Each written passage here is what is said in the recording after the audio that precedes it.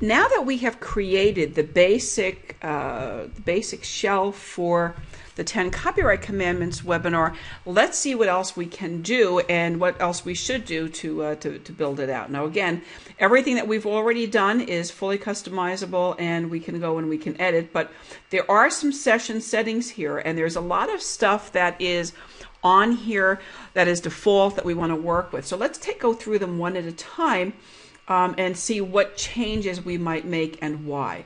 The audio settings, again, are we talked about that being the VoIP or the long distance. My recommendation is leave this as is, or for both. But if you're uncomfortable or if you are working with a clientele that's very uncomfortable about VoIP or that really doesn't know how to use it, and you are going to be hearing more people, kvetching and complaining that they can't hear you, then you probably are better off, disabling that and just staying with long distance, with the telephone number. Okay, if you make any changes to anything, whether you're making changes here or anywhere, you always have an option to notify all of the affected participants of the changes. So if you've had people who have already signed into your platform and they've already received a note from GoToWebinar saying that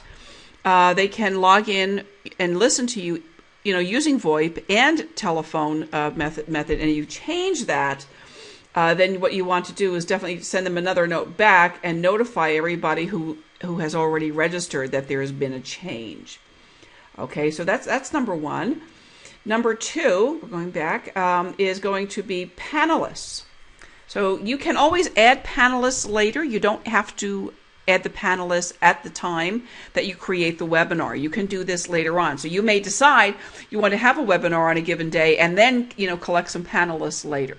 Don't add their names before you've had a chance to speak with them, but you may have people attend after you have done that already. So what happens here is, again, I really suggest you contact them first and ask them, make sure the date is okay, and then of course you'll be having some discussions about their input, and that's going to be covered in the checklist. But in the meantime, what happens is you'll be putting their name here and their email address, and then they will appear actually on the program and on the holding page in the waiting area as panelists. So you can also resend the invitation emails.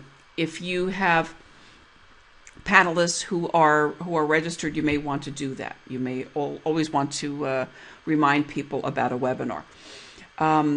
Let's see, branding and theme. Again, this is all stuff that you can change. You can change the logo. You can change the pictures. Presenters appear in the room here. You can add, of course, if you're the presenter, you want to have your name. You can add other presenters. You can have presenter images, and you can have up to 6 in that room at any point in time. Again, always remember to preview and spend some time with the preview, making sure you've got everything done right. You can also have a welcome message. What I usually have as my welcome message is something that says, make yourself comfortable. I'll be with you shortly. Typically, I log into my webinars about 30 minutes before just to make sure everything is okay. Sometimes people arrive 15 minutes or so prior to the appointed hour. People who have known me and attended my webinars for years, and there were many of those folks know that is my that's my MO. And very, very often people will arrive early, so we have a chance to chat a little bit and catch up. So, again, for future reference, if you're attending live webinars, I like to get there about 15 minutes ahead. It's a good idea to do that. It's a good idea to let people know they can come early. It gives you a chance to interact. It gives you a chance to engage. It gives you a chance to speak with people. It gives you a chance to check your audio to make sure that people can hear you. It gives you a chance to hear, what their background noise is like. If you have a small group and and you can keep it interactive, and you don't have to mute everybody. That's kind of cool, because then you have a very, very interactive presentation. People can engage, and it becomes very, very personal. It's a lot of fun. It's really, really great. I think that's great. And again, 15 minutes before gives you a lot of opportunity to catch up and get to know people personally.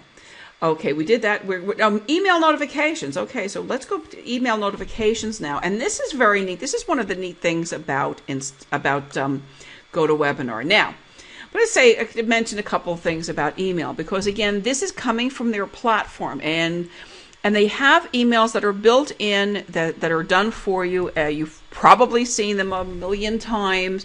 You sign up for a webinar, and the first thing you get is an email saying, thanks for registering. And when the webinar is over, you get a webinar. We're going to talk about that, because those are all generated by the system. They're all, they're all different. There is some default text, and you can let the system, use the default text, or you can personalize it. And I highly recommend that you personalize it.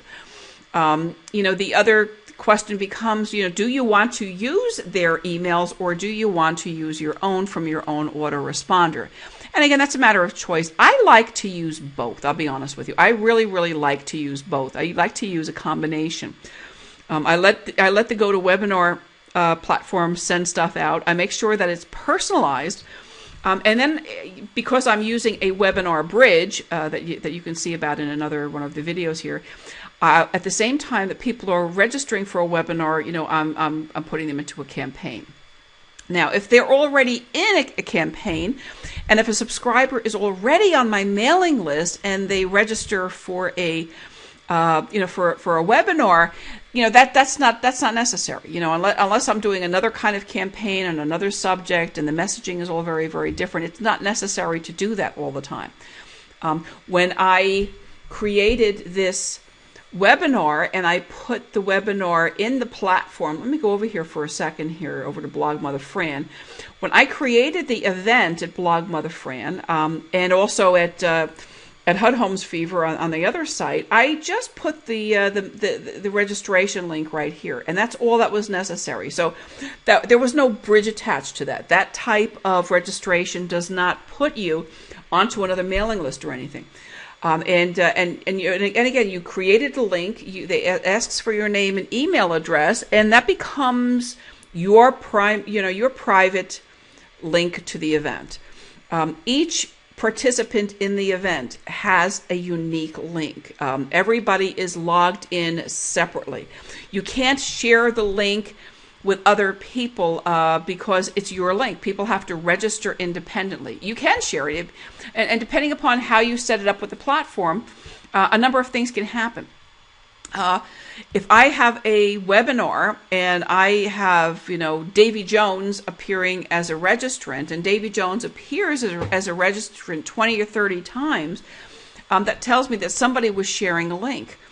That might be okay sometimes, and it might be okay on a free webinar. I mean, on a free webinar, I don't know why people wouldn't want to have their own anyway, because they will get, they'll get notifications and follow-ups and so forth and so on.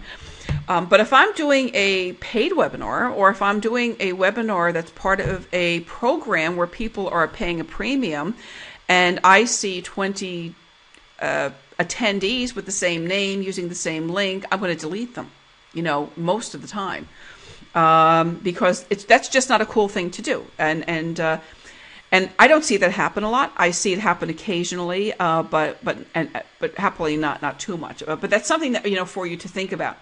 Every time somebody registers on a GoToWebinar link, they are creating a ticket to the event for themselves in their name and for their email address, and all of these emails that are generated from the system are going to go to the email address that actually registered for the event. So let's take a look at these, and let's see what your choices are and how to proceed, what the best way to go.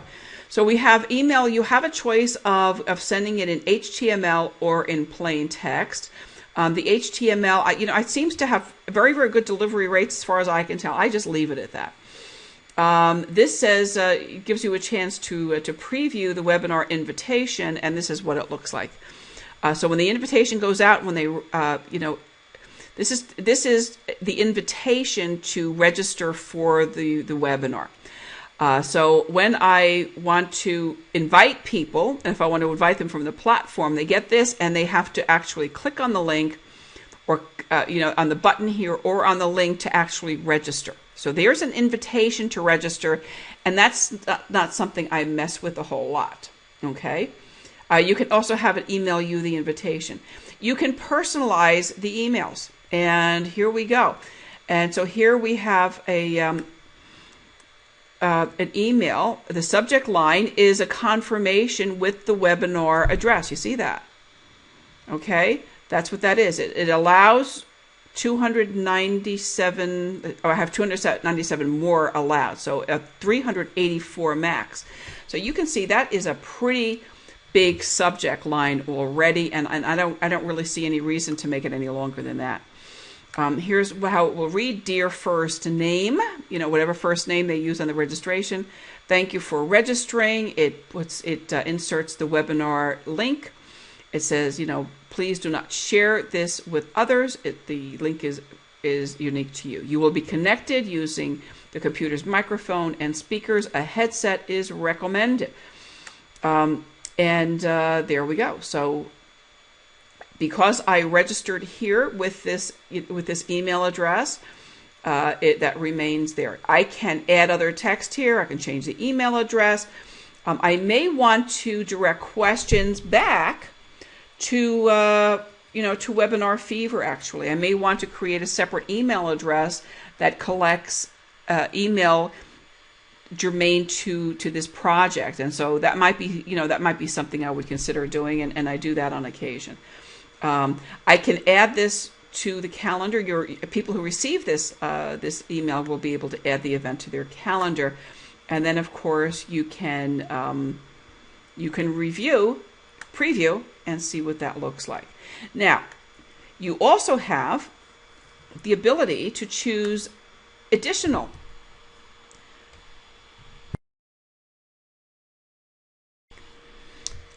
email and tell the system exactly when to say it. So here are the default times to send out emails to people you are inviting and also to registrants. So what they recommend is 1 week before, 1 day, and 1 hour before. And I think that's fair enough. I take it one step further again with my own autoresponder. And I will also, with my own autoresponder, send an additional one the day before, one an hour before, and I will also send one out about 5 minutes before. In addition, I may want to add an SMS text message so that on that person's phone, they get a message saying, you know what, the webinar is about to start. Check your email, log in. We're starting in a couple of minutes. I may want to do that. Of course, you can only do that if you have their text and their cell phone, and you have permission to do that. So if you have, in the course of your communication with your registrants, if you been able to secure that information, you can use that very effectively. The other way that is really, really excellent and that works wonderfully to increase attendance is a voicemail message. And by delivering a voicemail message to your registrants' phones just before the event is going to start.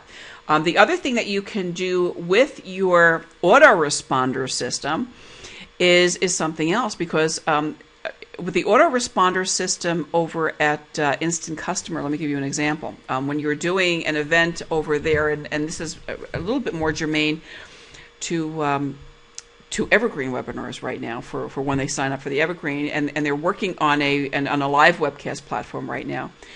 You can actually design that system in such a way that if you have, let's say you have 100 people who have registered for your event and 50 of them show up, well, you can actually have that set up so that if you have a bank of registrants who have not, clicked the link and actually attended, that the system, you can prompt the system and say, okay, if anybody hasn't attended, 5 minutes after it starts, segment that group and send them a notice and tell them we're live, come on, don't miss it.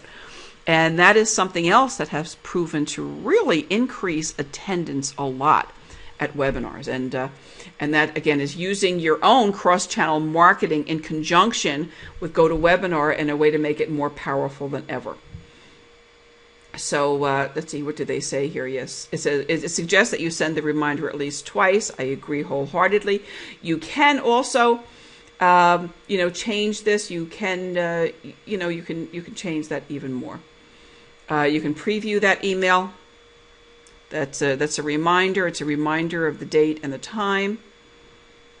And then afterward, when the event is over, you can send follow-up email. And again, this is something you can send. A lot of people send it out the next day, and some people send it out the next hour. Some people wait even longer than that. The default is 1 day.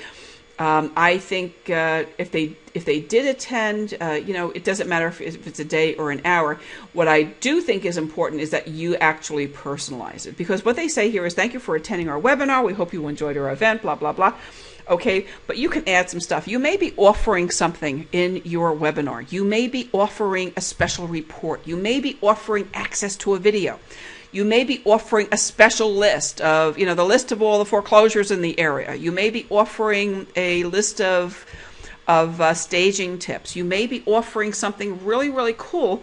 And if you're offering something and you're promising to deliver that after the webinar, then you might want to make this an hour after, and make sure that you type this, write this in. Here is your list.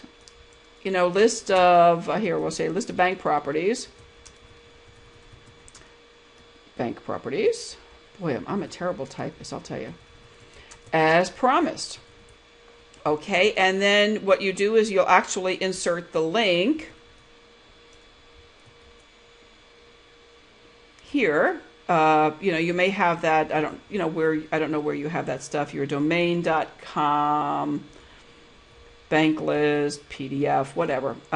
Whatever it is you have, you can put the link in and put that link right in the follow-up email that goes out from GoToWebinar. And that's a really, really, really neat thing to do. And do that in advance. So plan that in advance. As we talked about, you're going to plan what your handouts are, plan what your bonuses are, plan what you're sharing. The other thing you may want to do, and which is a really great idea, is to give them a link to your website. Maybe a link to register for something else. Maybe you're doing an open house, whatever. You have an opportunity here to reach these people who you had talked to. All right. Now, what about the people who did not attend? What about the people who never showed up? Well, you don't want to send them the same thing, because here do we say thank you? Yeah, we're saying thank you for attending the webinar. So you're not going to say thank you for attending the webinar if they didn't attend. Let's see what GoToWebinar says in their personalization. They say, sorry you were not able to attend our webinar. Please send your questions, comments, and feedback to, and that's where they leave it. So that's where you can really, really capitalize when you record your webinar, when you offer, and you may want to say, don't fret, I recorded the webinar.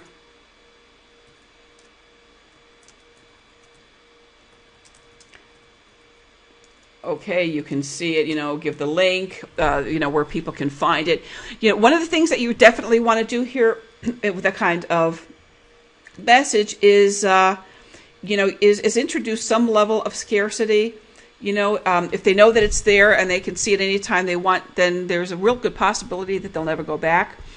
If you tell them it's only going to be posted for a week, or only going to be posted for 48 or 72 hours, that's something else. And that increases, a whole measure of urgency. And if it's something that is really, really interesting to them, they're going to make a point of going and seeing it and watching the replay. If it's not interesting to them, and and they're really not interested, that's fine. Then maybe that it's not really, really good targeted traffic, and maybe that's really not a really, really good prospect for whatever whatever niche it is you're working on. So, don't worry about that, but definitely assign a time limit and follow up.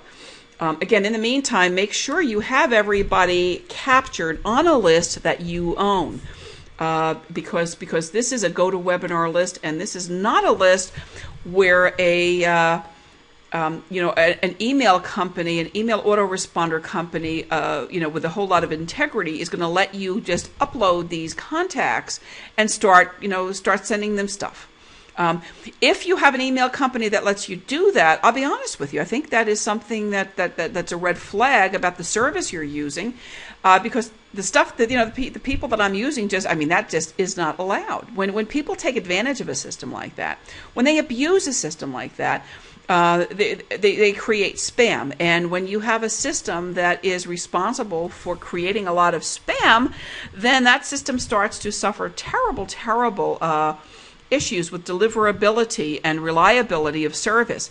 And if you are, housing, lots of people in a list on that, your own deliverability and your own email is going to suffer. So you want to be with you want to house your list, and you want to see it residing on a place where the managers and the people who operate that system are, have the integrity not to do that. Let's go back to our webinar here for a second, see what else we have to work with. We just did the email settings. Polls. Okay, so we can, for some reason, my poll disappeared. I probably didn't save it. You can create polls that you can conduct inside the course of your live webinar. There's single answer poll, multiple answer polls, and again, this is very, very simple. How many houses did you sell last year? Okay. This is going to be a single answer question. And we can say none.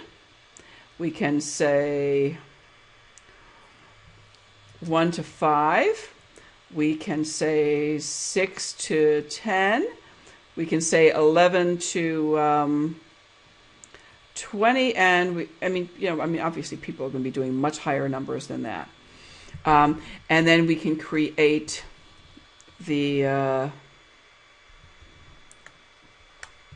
question, and then we can create several polls. And if you're going to have a webinar that's about an hour long, you might want to have 2 or 3 polls, and then space them out at about 20-minute intervals. What you're doing at that point in time is you are, just engaging them, making them click on something, making them think about something, connecting your webinar, your material to them, showing them how they compare with other people who are on the webinar, regardless of what the question is. And that's a very, very good engagement tool. And GoToWebinar does a great thing with that. In the meantime, anytime somebody answers a poll on your webinar, that answer, the answer to the poll, the answer to the surveys, or everything that they do in terms of engagement, appears on an Excel spreadsheet. And when the event is over, you can download that spreadsheet, and you will have access to that information. Same thing with the survey. Again, the survey is something that happens on the registration form. We talked about that already. And you can have different kinds of surveys. You can have multiple answers. You can have a scale of 1 to 5, short phrases and essays. So you can ask people, all kinds of questions. I answer surveys. Sometimes people are looking for information. What kind of surveys could you do on your registration form? You may want to be talking to investors. You may, ask people, have they owned investment properties? What are their questions about real estate investment properties that they would like you to answer on the webinar? You might want to ask, do you want me to contact you personally and give them an opportunity to respond to you in the survey form? Now, if you do that in the survey form, then you really need to be going back, because all of that information is available in a CSV form. Let me show you that for a second here. In a CSV form on the on the webinar, on a completed webinar. So I have, on this, I don't have one on this practice session. Sorry about that. And I don't, I'm really, really reluctant to pick one up and show you something for a live one I have, because I don't want to violate any privacy issues, and I don't want to show names, and I haven't gone through all of the, rigmarole of, uploading a sheet and, crossing out people's names so you can't see them. I just haven't done that. But you can take my word for it, because you can get reports. You go to the generate reports over here. You can get a registration report and that's for everybody who registered. You get an attendee report afterwards and a performance report that gives you details of the entire webinar from start to finish, and shows you how engaged people were and everything else. So that's what you can do. Let's see, one more thing, and you may want to require a webinar password. If you require a webinar password, you've got to think about that yourself, and you have to send it to people from outside of the system, or they can't enter the webinar. So when you set up your webinar, they will ask you what you want the password to be, and then you have to use your other autoresponder to actually tell them what that password is. I've never used passwords. It could be something that you want to do and test a little bit and see if people have a problem. I'm just always reluctant to make things any more complicated than they have to be. It seems like even if you do things really, really simply, there is some measure of attendees who are going to have problems with technology, no matter how easy it is. And that's one of the reasons I haven't done this. If you're working with a group and you have a group that's really, really good, tech-savvy group that's cool with all this stuff, and you have reasons to be using passwords, then be my guest. Go for it. And come back and talk to us about it somewhere in one of our forums, and let us know why you did that, how it worked out, and let's hear about that. Okay, so on to the next one.